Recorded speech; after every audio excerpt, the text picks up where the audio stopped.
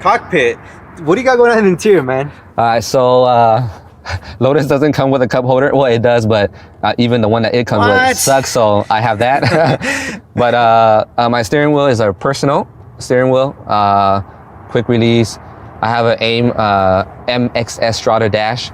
I only got the dash because the stock gauge gave up. So I needed one like real quick, and you might as well upgrade. So I upgraded to the AIM Strata dash. My seat is a Recaro SPG fixed position, so this does not slide forward, backwards, up, down, anything. It's for you now. It's for me or someone literally my size.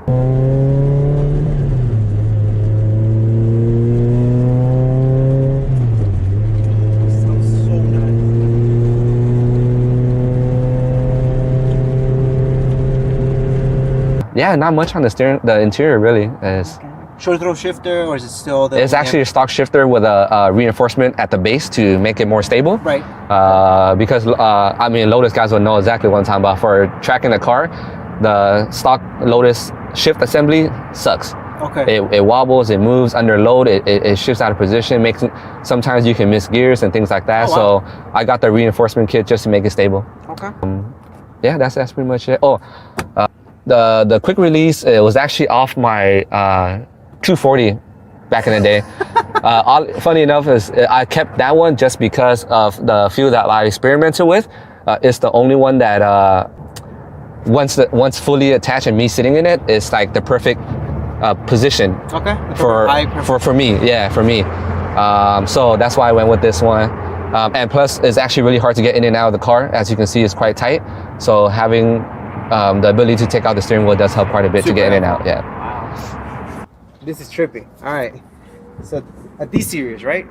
All right. So tell us a little bit about the motor, man. What do we have going on? So the motor is still the original one from day one. It's a Toyota Celica 2ZZ motor. Obviously, just slightly retuned by a Lotus from the factory.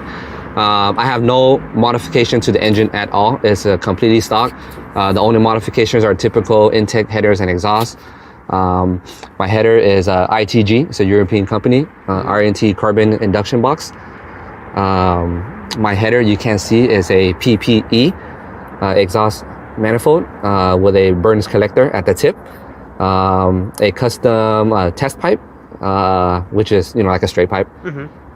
And my exhaust, which you can't see down there, you can actually see quite a bit of everything down here. There's a custom tubular, which is a tubular exhaust system. It's 2.5 straight through. Yeah, you can see my suspension external reservoirs right there. Which, how much power? What kind of is that? Obviously a 4-banger, you said. Yeah. NA. Is there more power in the making for you? Boosted, supercharged? I don't know. Maybe just a build motor. What do you have going on for the motor itself? So there is future plans. If I was to ever go with any form of forced induction, I probably would go with the turbo route, just because turbo technology nowadays is just so good. Mm-hmm. When the hell would it fit? It will. There's actually kits out there already that makes both supercharger kits and turbocharger kits for this car. Okay. Obviously, you gotta do like custom intercooler position and things like that, fuel work. But it is in the plans. But I would probably have to be honest and tell you that it's one of the last things on my mind still, just because future plans for this car still would be even more drive chassis dynamic stuff, like spherical bearings, maybe more aerodynamic stuff that I wanna do on the front end. So although power is always in the list, is probably on the lower end of that list for me. Right. Yeah, just because I want to outdrive the car fully before adding more power. Right. Which you're almost there though, right? You say you pretty much have a pretty good handle about this car. Yeah. But you still want to add more stuff and get better. Yeah, I still want to extract everything I can without relying on power. It's kind of like how I feel about it.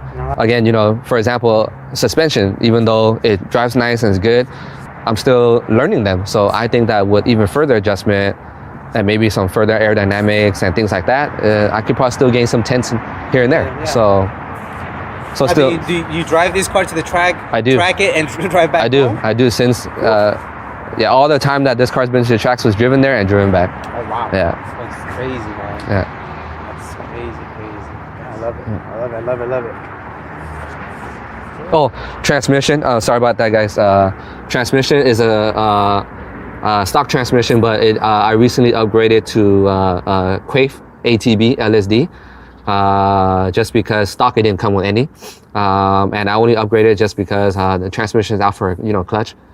So I changed. They might as well type of thing. So I changed to ACT street clutch, ASCO lightweight.